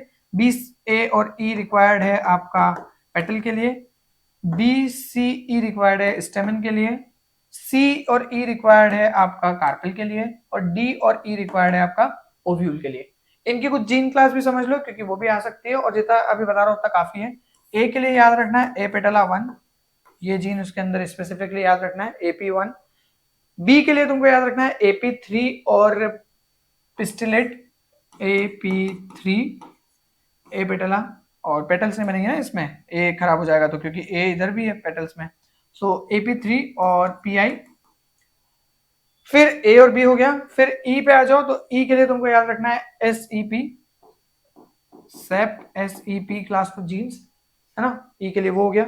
और क्या बच रहा है यहाँ पे? सी, सी इंपॉर्टेंट है भैया। सी के लिए याद रखना है AG, एगेमोस, क्योंकि अगर सी खराब हो गया तो ना स्टेमन बनेगा ना कार्पल बनेगा, मतलब ना तो मेल पार्ट बनेगा ना फीमेल पार्ट बनेगा, गैमेट से नहीं बन पाएंगे। और डी के लिए याद रखना है, डी के लिए याद रखना है STK और SHP। मैं इनकी डिटेल्स बता सकता हूँ, बट ऐसा मान के चलो कि काम का ही नहीं है इतना डिटेल। तुम देख रहे हो ना सवाल का लेवल क्या है, बहुत डिटेल नहीं है। कुछ कुछ जीन्स इंपॉर्टेंट है, AP1, AP3, PI, SEP, एगेमोस, ये इंपॉर्टेंट है, इसको याद रखो। अगला सवाल, when the critical night length is in winter is disrupted by the pulse of red light followed by the pulse of far red light, इससे क्या होगा? तो पहले तो समझ लेते हैं कि क्रिटिकल नाइट लेंथ के बारे में क्या है। तो बेसिकली हम ये फ्लावर के बारे में बात करें कि flowering on the basis of day, और फोटो पीरियोडिज्म के बारे में सवाल है ये, फोटो पीरियोडिज्म। तो फ्लावरिंग में फोटो पीरियोडिज्म के बारे में क्वेश्चन है। हम ये बात जानते हैं कि दो तरह के, और दो वैसे तो तीन तरह के होते हैं, डे न्यूट्रल प्लांट्स होते हैं, एक शॉर्ट डे प्लांट होते हैं और एक लॉन्ग डे प्लांट होता है। शॉर्ट डे प्लांट क्या होते हैं? जिनको लॉन्ग नाइट चाहिए होती है, लॉन्ग डार्क पीरियड चाहिए होता है। सॉरी, लॉन्ग डे प्लांट किसको बोलते हैं? जिनको शॉर्ट डार्क पीरियड चाहिए होता है। तो यहाँ पे हम जो बात कर रहे हैं, हमने क्या बोला कि हमारा एक क्रिटिकल नाइट लेंथ है, हमने उसके अंदर पहले रेड लाइट जला दी, तो ये क्रिटिकल नाइट लेंथ हो गया। ये मान लेते हैं 14 घंटे है ये, इतना 14 आवर्स का ये नाइट पीरियड है। अब यहाँ पे होना क्या चाहिए कि छोटा डे पीरियड है, तो यहाँ पे शॉर्ट डे प्लांट को ग्रो करना चाहिए, क्योंकि लॉन्ग नाइट चल रही है ना, ये बात बिल्कुल सही है। और शॉर्ट डे प्लांट को ग्रो करना चाहिए, नॉर्मल बात है ये। लेकिन हमने क्या किया, बीच में रेड लाइट जला दी है। रेड लाइट जला दी तो प्रॉब्लम क्या होगी कि जो फाइटोक्रोम्स हैं वो आपके क्या हो गए, PR से PFR में बदल गए हैं, क्योंकि रेड लाइट जो होता है उनको एक्टिवेट कर देता है, तो PFR में कन्वर्ट होकर वो एक्टिवेट हो गए। लेकिन आपने थोड़ी देर में ही क्या करा, फट से फार रेड लाइट जला दी है। और फार रेड लाइट क्या करती है, उनको वापस से इनएक्टिव करके PR में कन्वर्ट कर देती है। तो रेड लाइट क्या करती है, PFR में कन्वर्ट करती है, फार रेड क्या करती है, वापस से उनको PR में कन्वर्ट कर देती है।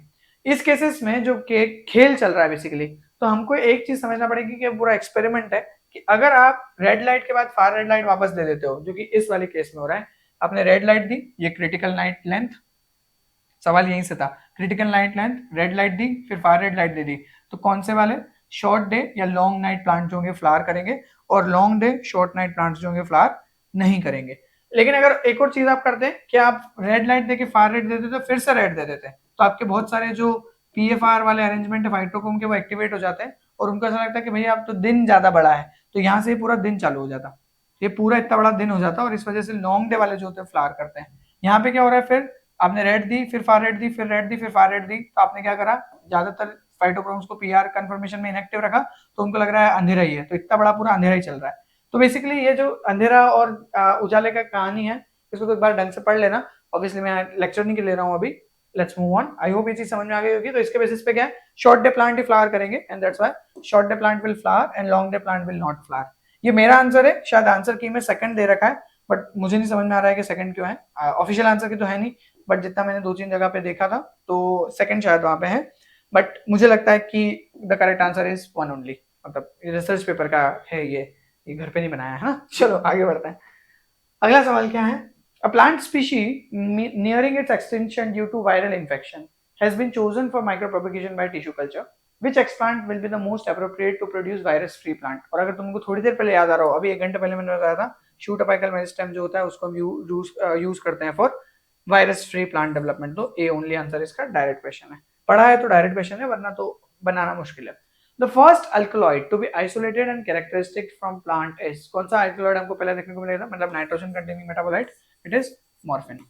मॉर्फिन, ठीक है, मॉर्फिन सुना होगा नाम, नाम तो सुना होगा। हाँ चलो आगे बढ़ते हैं। Seeds of Arabidopsis thaliana placed on Moraschis and Escouge media without any hormone, कोई भी हार्मोन नहीं डाला गया है, germinates faster than in the media that contains what?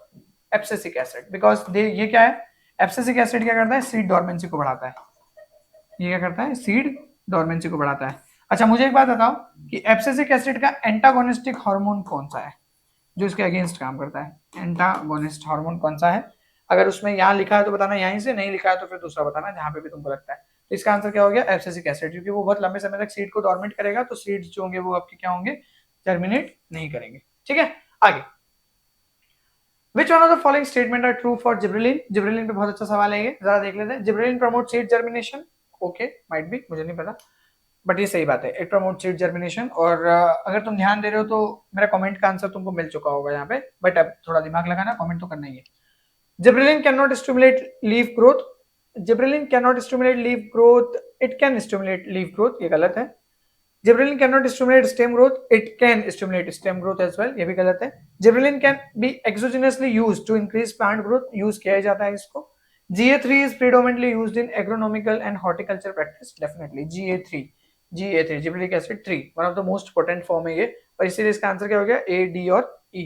कहाँ था ये रहा, A, D और E जो है इसका आंसर है।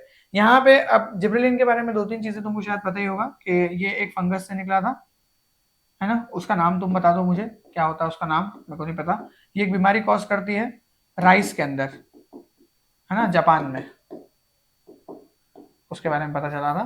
तो राइस के अंदर वो जो बीमारी कॉज करती है, उस बीमारी का क्या नाम है, जापान में जो हुई थी उसके बारे में बता दो। और उसको फुलिश सीडलिंग भी बोलते हैं, उस बीमारी को फुलिश सीडलिंग। ये फुलिश सीडलिंग का क्या मतलब है, अगर ये पता हो तो ये भी बता दो। तुम सोच रहे हो सर हमसे पूछ लोगे क्या, तो भैया आप पूछेंगे ना, आप इतना बता रहे तो थोड़ा बहुत तो आप भी बताओ यार। चलो आगे बढ़ते हैं। Now which one of the following is not a secondary metabolite? Secondary metabolite किसको बोलते हैं हम लोग, जिनकी इकोलॉजिकल इंपॉर्टेंस तो है बट वो डायरेक्टली आपके सर्वाइवल के लिए रिस्पॉन्सिबल नहीं है।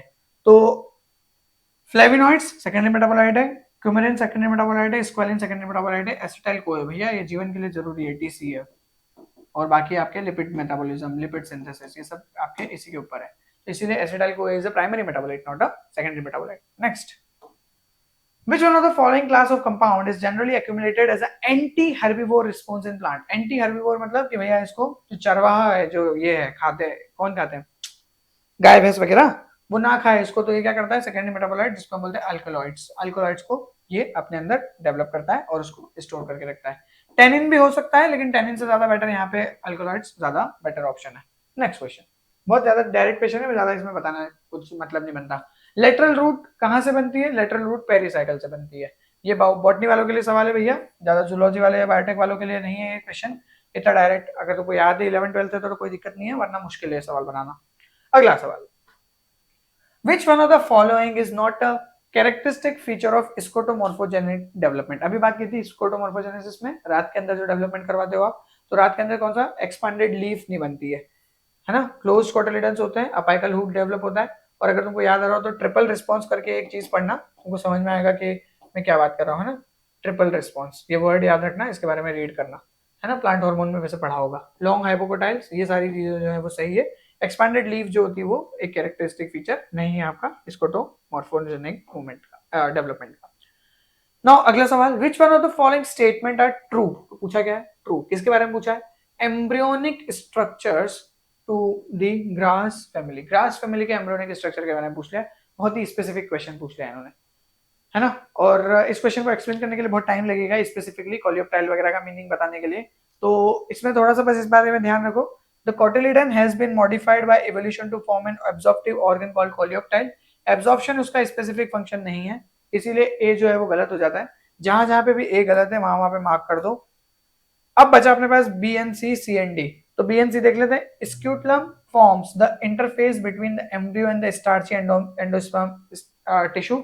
डेफिनेटली इट इज कि आपका स्क्यूटलम जो है वो आपका इस तरीके से मेंटेन होता है कि वो इंटरफेस है बेसिकली कि आपका एम्ब्रियो और स्टार्ची एंडोस्पर्म टिश्यू के बीच का। Coleoptile covers and protects the first leaves which buried beneath the soil. ये भी बिल्कुल सही बात है कि कोलियोप्टाइल जो है उसका मेजर काम क्या है कि जो पहली पत्तियां बनी उनको, क्योंकि अभी वो अंदर है, ये सॉइल है तो सॉइल के अंदर पत्तियां धीरे धीरे डेवलप हो रही है, उसको बाहर निकालना है, तो कोलियोप्टाइल उनको प्रोटेक्ट करके रखता है।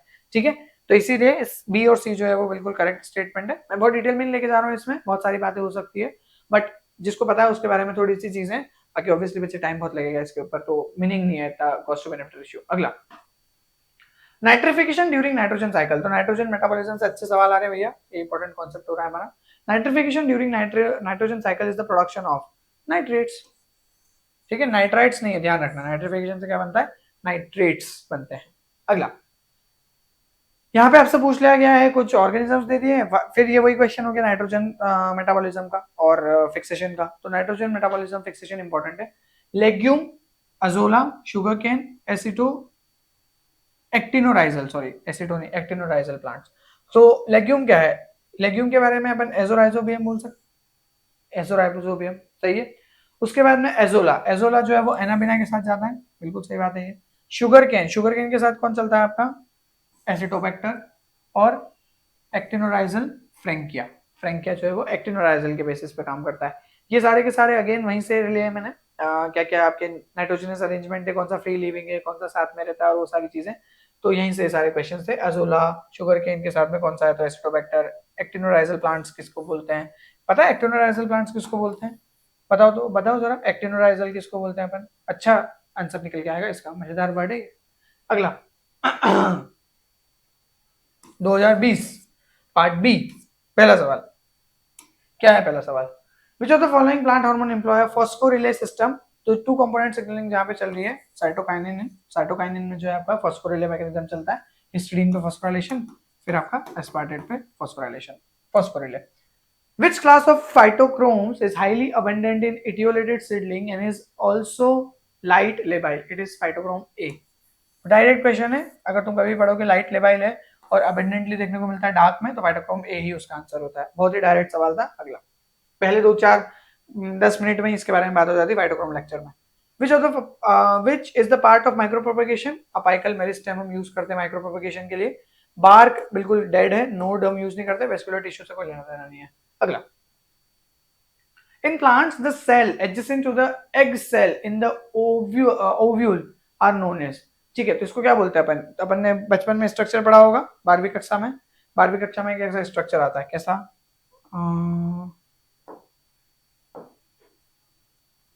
ये हो गई अपनी मान लो ओव्यूल, कैसे भरे इसको, सफेद से भर दे क्या, नहीं ठीक है। फिर यहाँ पे नीचे होता है हमारे पास एग, ये है एग। एग के पास दो सेल्स होती हैं इस तरीके से, उन सेल्स को बोलते हैं सिनर्जिड सेल्स। फिर बीच में क्या होता है, एक सेंट्रल सेल होता है जिसके अंदर दो पोलर न्यूक्लियाई होती हैं। ऊपर क्या होती है, 3 एंटीबोडल सेल्स होती हैं। और इस तरीके से आपके पास 1 2 3 4 5 6 7 सेल्स और 7 सेल्स और 8 न्यूक्लियाई का अरेंजमेंट होता है। फिर यहाँ पे एक पोलन यहाँ आके बाइंड करता है एग के साथ में, जिसको हम बोलते हैं कि सिनगेमी हो गया, और एक पोलन यहाँ आता है जिससे हमारा क्या बनता है, प्राइमरी एंडोस्पर्म बनता है। सही ना, पेन प्राइमरी एंडोस्पर्म न्यूक्लियस। तो क्या हो गया आंसर, सिनर्जिड सेल्स हो गई सर। 12वीं का सवाल था ये, बी में आया था, है ना। अगला, which of the following floral whorls are absent in agamous. अभी बात की थी, एगेमोस का मतलब क्या है, ना तो स्टेमन बनेगा ना कार्पल बनेगा, यही आंसर है, क्योंकि सी क्लास जो होती है जीन की वो खराब हो जाती है। अगला question, the first stable product of C3 क्या है, फॉस्फोग्लिसरेट, 3 फॉस्फोग्लिसरेट। 3 कार्बन का कंपाउंड चाहिए, सिर्फ जो C3 कहा है, रूबिलोस बिस्फॉस्फेट, ये 5 कार्बन का कंपाउंड है। फॉस्फोनॉल पायरुवेट, ये 3 कार्बन का है लेकिन इससे कोई लेना देना नहीं। डाइहाइड्रोक्सी एसीटोन फॉस्फेट ये बनता नहीं है ना, बाद में जाके वो डेवलप होता है, बट इसका जो मेन काम है वो 3-फॉस्फोग्लिसरेट। अगला, golden rice is genetically engineered to alter the biosynthetic pathway for the production of what? Beta carotene. और बीटा कैरोटीन क्या में आएगा आपका? कैरोटिनॉइड्स। तो बीटा कैरोटीन का विटामिन ए की कमी की वजह से हम इसको बात करते हैं, तो बीटा कैरोटीन का लेवल मेंटेन करते हैं, जिसकी वजह से आपका क्या होता है? विटामिन ए का सोर्स बनता है। अगला सवाल क्या है sir? During Agrobacterium tumefaciens, plant cell begin to synthesize arginine derivative called what? Opines। अभी बताया था ओपाइंस के जो जीन्स होते हैं वो भी एक्टिवेट होने लग जाते हैं, तो वो सारा खेल वहीं से है, ज्यादा इसमें परेशान होने वाली बात नहीं है। अगले सवाल पे चलते हैं अपन। नाउ नेक्स्ट क्वेश्चन क्या है? To maintain soil fertility, soil fertility को मेंटेन करने के लिए जो मोस्ट सस्टेनेबल एग्रीकल्चरल प्रैक्टिस है वो क्या है? Repeat use of fertilization? नहीं यार, फर्टिलाइजर्स बार बार यूज करोगे तो 12 बज जाएगी। Growing same crop? नहीं, बिल्कुल नहीं। Burning the crop waste in the field? ये कुछ हद तक स्लैश एंड बर्न था, बट उससे बेटर है क्या? Crop rotation. ज्यादा बेटर है क्रॉप रोटेशन, ये उतना अच्छा नहीं है स्लैश एंड बर्न। अगला, the specific energy source for the reaction ADP plus phosphate yield to ATP by the enzyme ATP synthesis CS1 coupling factor in the thylakoid membrane is what? Proton concentration. हर जगह वही तो चलता है, proton concentration. तो यहाँ पे inside में आपका क्या कॉन्सेंट्रेशन ज्यादा होता है एज कम्पेयर टू आउटसाइड? अभी बना के बताया था, क्लोरोप्लास्ट ऐसे करके बनाया था ना, एक ही बना रहा हूं मैं ग्रेना। तो यहाँ पे बात की थी ना, हमें प्रोटॉन हम अंदर डालते रहते हैं और फिर यहाँ पे हमारा एटीपी सिंथेसिस के लिए प्रोटॉन जो होते हैं वो अंदर से बाहर भागते हैं, है ना, ये पूरा प्रोसेस होता है। माइटोकॉन्ड्रिया में उल्टा होता है। माइटोकॉन्ड्रिया में क्या होता है वो भी देख लो एक बार। माइटोकॉन्ड्रिया में प्रोटॉन से अंदर की तरफ आते हैं, है ना, इंटरमेम्ब्रेन स्पेस से मैट्रिक्स की तरफ आते हैं, यहाँ पे आपके थैलेकॉइड ल्यूमेन से स्ट्रोमा में जाते हैं। ये बेसिक सा डिफरेंस याद रखना है, कंफ्यूज नहीं होना इसमें, ठीक है। Next question, the first stable product of C3, ये रिपीटेड है। अगले पे चलो, कभी कभी एडिटर भाई साहब ध्यान नहीं रख पाते हैं, इट्स ओके। हाँ, अगला सवाल है, deficiency of this macronutrient causes older leaves to turn dark green और रेडिश पर्पल। इसका सीधा सीधा आंसर है फॉस्फोरस, ठीक है। आई नो कि ये थोड़ा सा डायरेक्ट क्वेश्चन है और आई नो कि इसको एक से याद रखना मुश्किल है। मैंने एक टेबल यहाँ से पिक करी थी, एक अच्छा डायग्राम था ये इसको स्टडी करना। कैल्शियम, आयरन, पोटेशियम, मैग्नीशियम, ये फॉस्फेट। तो फॉस्फेट का क्या है? Leaves are darker than the normal and loss of leaves, धीरे धीरे खत्म होने लगती है। Magnesium, manganese, carbon dioxide, nitrogen, इसके बारे में स्टडी करना इंपॉर्टेंट है ये, तो इसको देख लेना एक बार, इसका थोड़ा नोट बना लेना। अगला, now we are moving on to the last paper 2019, पहला सवाल पार्ट ए से। और समय हो चलो, समय कितना हो गया? 12:03। मजा आ रहा है? रात के 12 बजे कर रहे हैं हम काम, है ना। चलो, so in the citric acid cycle operating under aerobic condition, aerobic condition में सिट्रिक एसिड साइकिल चल रही है, कौन सा डायरेक्टली इन्वॉल्व नहीं है? क्या होता है सिट्रिक एसिड साइकिल में?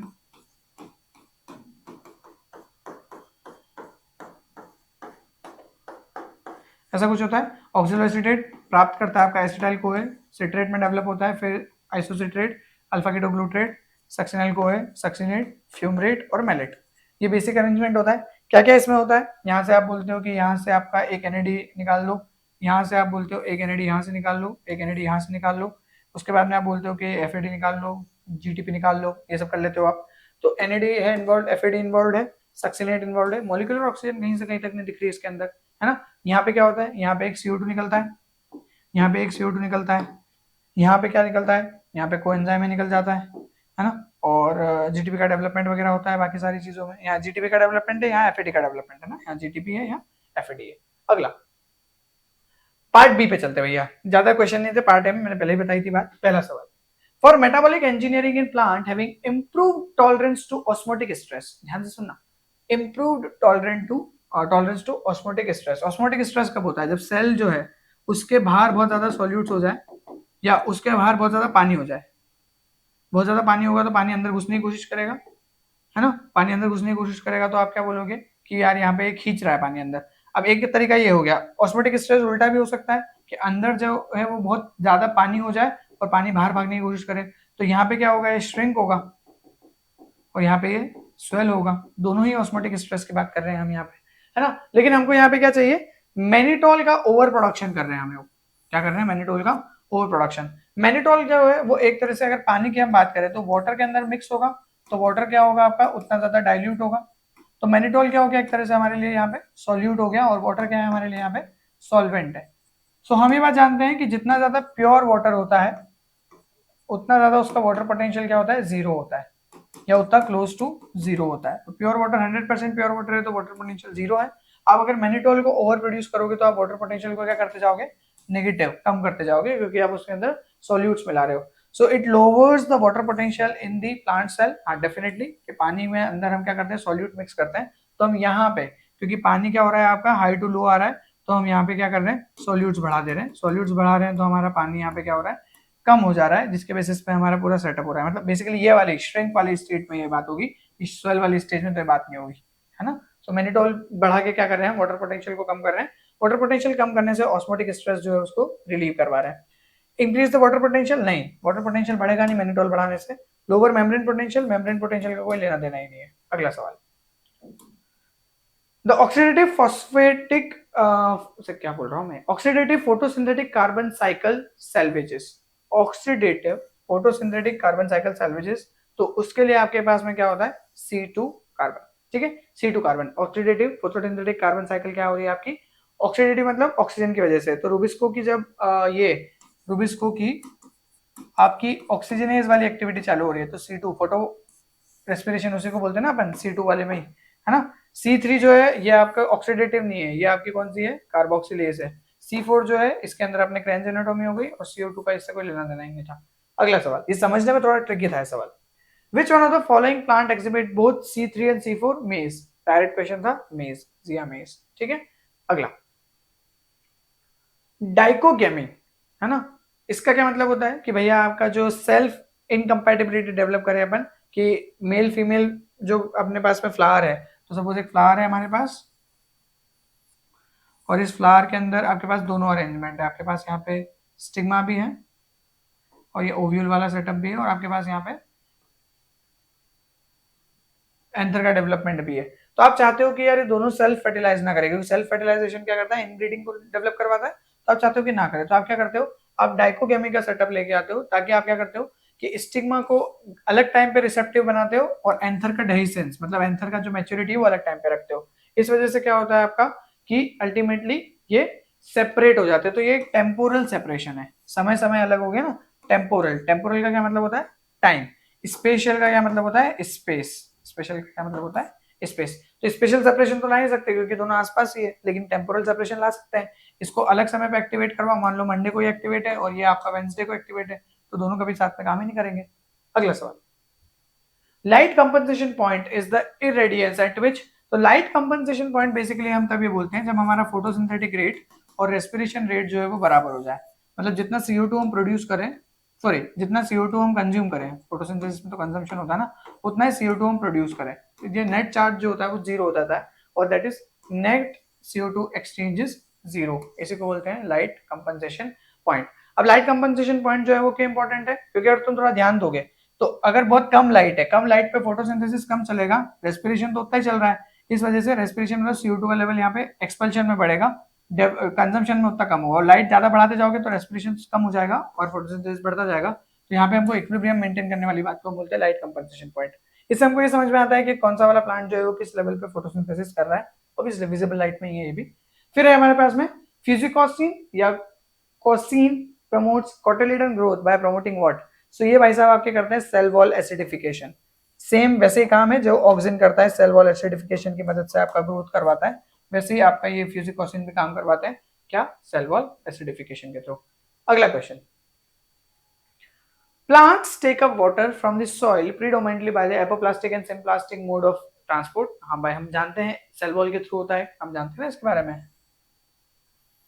कैसे ऐसे बनाते हो ना तुम डायग्राम, यहाँ पे सेल बना दो, यहाँ पे एक और सेल बना दो, तो एक मैकेनिज्म क्या चलता है आपका, use cell wall to cell wall चलता है ना, और एक मैकेनिज्म क्या चलता है, ऐसे चलता है, साइटोप्लाज्म के थ्रू, है ना। और प्लाज्मोडेस्माटा चाहते हो तो प्लाज्मोडेस्माटा बना लो, भले यहाँ पे ये प्लाज्मोडेस्माटा बना दिया मैंने, ये साइटोप्लाज्म जो है वो कनेक्टेड है और ऐसे मूव कर रहा है आगे, तो ये सिम्प्लास्टिक मूवमेंट होता है जो, और ये क्या होता है प्लाज्मोडेस्माटा वाला या साइटोप्लाज्म के थ्रू सिम्प्लास्टिक है, और जो ये एपोप्लास्टिक है। आगे जाके फिर तुम कैस्पेरियन स्ट्रिप्स के बारे में बात करते हो, कैस्पेरियन स्ट्रिप्स जो मेंटेन करती हैं कि बहुत ज्यादा पानी अंदर ना घुस जाए, और वो क्या करती है, एपोप्लास्टिक मूवमेंट्स को वापस क्या में बदल देती है, सिम्प्लास्टिक मूवमेंट में बदल देती है। इसके बारे में पढ़ा होगा, नहीं पढ़ा तो एक बार पढ़ लेना कैस्पेरियन स्ट्रिप्स क्या होता है इसमें। तो भाई साहब ये दोनों के दोनों मैकेनिज्म जो है, apoplastic transport is ATP dependent and symplastic is ATP independent, ये गलत है क्योंकि दोनों ही एटीपी इंडिपेंडेंट है। फोर्थ वाला ऑप्शन देखो, both apoplastic and symplastic transport are ATP independent. बहुत डायरेक्ट क्वेश्चन था ये, क्योंकि किसके बेसिस पे चल रहा है, ये ऑस्मोसिस के बेसिस पे चल रहा है बेसिकली। और ऑस्मोसिस जो होता है वो आपका क्या होता है, पैसिव प्रोसेस है, उसमें एटीपी की प्रोडक्शन या एटीपी की रिक्वायरमेंट नहीं है। अगला सवाल, which one of the following is a molybdenum iron containing protein. अभी अभी बात करके आए हम लोग नाइट्रोजनेस, है ना, नाइट्रोजनेस हमने बात की थी ना इसके ऊपर, मोलिब्डेनम आयरन। टिर 1, टिर 1 बहुत इंटरेस्टिंग केस है, ऑक्सीजन की सिग्नलिंग में इसके बारे में बात करते हैं अपन। ऑक्सीजन की सिग्नलिंग अगर तुमने ध्यान से देखी होगी तो टिर 1 जो है आपका इसका ऑक्सीजन का रिसेप्टर होता है जो आगे जाके पूरा सेटअप करवाता है। तो ये क्या है आपका, एक एफ बॉक्स प्रोटीन है, इसको F box protein. Map kinase नहीं है, हिस्टीडीन काइनेज भी नहीं है, सिराथ्रोनिन काइनेज भी नहीं है। अगला सवाल, phytochrome A and B maximally absorb light wavelength range from. तो फाइटोक्रोम क्या होता है आपका, रेड लाइट रिसेप्टर है, और रेड लाइट रिसेप्टर के लिए देखो वेवलेंथ, यही एक वेवलेंथ है जो रेड लाइट में फॉल कर रही है। ये ब्लू लाइट के बारे में बात कर रही है और येलो वगैरह के बारे में बात कर रही है। तो ऑब्वियसली आपका ब्लू बी नहीं, ब्लू ये येलो के आसपास है थोड़ी सी, ये और नीचे है उससे, ठीक है। ये तो आपकी यूवी में चली गई, और ये भी आपका जो बिल्कुल फार यूवी और विजिबल लाइट के बिल्कुल विबग्योर वगैरह के बारे में बात कर रहा है, वीआई के बारे में। ये ब्लू लाइट के आसपास बात कर रहा है, ये रेड लाइट के आसपास बात कर रहा है। पता है ना विबग्योर क्या है, वेवलेंथ इसका 400 to usually 720। Next, second last question, given below are the names of different phytohormones in the left column, oxygen, jasmonic acid, ethylene और ब्रेसिनोलाइड। ओके, ब्रेसिनोलाइड आपसे पूछा गया है उनके कॉरस्पॉन्डिंग प्रीकर्सर क्या है। अभी जस्ट पूछा था मैंने थोड़ी देर पहले कि किसका प्रीकर्सर क्या है। तो ऑक्सीजन का प्रीकर्सर क्या है आपका, एल ट्रिप्टोफैन, क्योंकि जो आई ए है इंडोल एसिटिक एसिड, तो इंडोल जो है वो आपका ट्रिप्टोफैन से डेवलप होता है, तो ए का हो गया 2। जेस्मोनिक एसिड जो है ये आपका बनता है अल्फा लाइनोलेनिक एसिड से। इथिलीन आपका बनता है, अब मैंने आंसर ही कर दिया इसका, मेथनियोनिन से। और ब्रेसिनो जो बनते हैं ये कैम्पेस्टरॉल से बनते हैं। ब्रेसिनोलेट जो है वो ब्रेसिनोस्टेरॉइड्स में ही है, तो ये इसका आंसर है। देख लो कहाँ पे, डी का 4 चाहिए अपने को, डी का 4 दो जगह पे, एक और एक, दो, तो डी का 4। और सी का क्या है, सी का 1, सी का 1 यहाँ पे है, ये आंसर है, बी वाला आंसर है। नाउ लेट्स मूव ऑन, अगला सवाल, which one of the following is a sulphur containing secondary metabolite. ये भी अभी बताया था, ग्लूकोसिनोलाइट्स, है ना, ग्लूकोसिनोलाइट्स जो है आपके क्या है, सल्फर कंटेनिंग है। एक्टाइसोन्स जो है भाई साहब ये आपका इंसेक्ट में जुवेनाइल हार्मोन के साथ में काम करते हैं, ये एक्टाइसोन्स वगैरह और ये साइनोजेनिक ग्लाइकोसाइड्स, ये इसका कोई लेना देना नहीं, सेकेंडरी मेटाबोलाइट है ये। फाइटोअलेक्सिस, इसका भी कोई लेना देना नहीं है, ये आपका क्या है, अलग तरीके से काम कर रहा है। ये है तो सेकेंडरी मेटाबोलाइट, बट एक्टाइसोन्स जो है वो इसमें नहीं है। सो ये थी आज की पहली कहानी प्लांट फिजियोलॉजी के बारे में। आप लोगों ने चाहा है कि एक अलग प्लेलिस्ट मिल जाए आपको, तो वो मिल जाएगी, मैं आज उसको क्रिएट कर दूंगा। दूसरी चीज आप चाह रहे हो कि इनके पीडीएफ मिल जाए आपको, मतलब ये सुंदर सुंदर से पीडीएफ चाहिए तुमको, तो वो सुंदर सुंदर से पीडीएफ में या तो टेलीग्राम पे या ऐप पे अपलोड कर दूंगा, वहां से ले लेना। अच्छे से तैयारी करो, ज्यादा लोड मत लो, चीजें अच्छे से आएंगी, दिमाग शांत रखो, क्लैरिटी रखो। आज क्लास में बात हो रही थी, बच्चे पूछ रहे थे कंफ्यूजन कंफ्यूजन बहुत हो रहा है, कैसे करें, अप्लाई नहीं हो रही चीजें। तो पता नहीं, ऐसे बातचीत करते करते एक थॉट आ गया कि clarity is inversely proportional to confusion, इसका ध्यान रखो, ठीक है। तो इसी के साथ मिलते हैं अगले लेक्चर में। आपने मुझे इतना समय दिया उसके लिए thank you very much. See you tomorrow, take care and good morning बोलो, गुड नाइट बोलो, समझ में नहीं आ रहा है तो 12:15 के हिसाब से जो तुमको सही लगता है वो ले लो। बाय।